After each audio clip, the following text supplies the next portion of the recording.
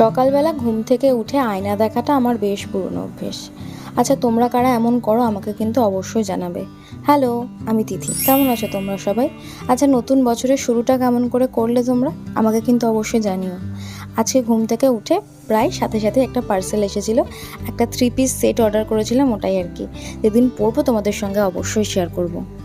ঘরের এই কর্নারটা একটু অগোছালো ছিল, ওটাকেও আগে গুছিয়ে নিলাম আজকে। আজকে না আমি একটা রেসিপি ট্রাই করেছিলাম, যেটা তোমরা বাড়িতে অবশ্যই ট্রাই করো। সেটা হলো বেগুনের ভর্তা, তবে একটু অন্যরকমভাবে। কিছুই না, বেগুনগুলোকে প্রথমে ছোট ছোট করে কেটে নেবে। তারপর এটাকে একটু স্টিম করে নেবে। স্টিম করে নেওয়ার পর কড়াইতে সর্ষের তেল দিয়ে, তোমরা তেলটা একটু বেশি দিতে পারো, আমি খুবই কম ইউজ করেছি। এটার মধ্যে রসুন আর পেঁয়াজ দিয়ে ভালো করে ভেজে নেবে। একটু শুকনো লঙ্কাও দিতে পারো, দিলে আরও টেস্টটা ভালো হয়। আমি ঝাল খাই না বলে স্কিপ করে গেছি। তারপর আর কি ওই স্টিম করে রাখা বেগুনগুলোকে দিয়ে ভালো করে এটাকে মিশিয়ে নেবে। দেখবে একটা গায়ে লেগে যাওয়া স্ট্রাকচার চলে আসা পর্যন্ত এটাকে কিন্তু এভাবেই মেশাতে হবে। তারপর কিছুই না, মশলার মধ্যে শুধুমাত্র একটু জিরের গুঁড়ো দেবে, ব্যাস। আর কিচ্ছু না, ওই ব্যালেন্সটা ঠিক করাটা খুব ইম্পর্টেন্ট। তারপর এরকম একটা স্ট্রাকচার চলে আসলে ব্যাস, একটু ধনেপাতা আর কাঁচা পেঁয়াজ দিয়ে নামিয়ে নেবে।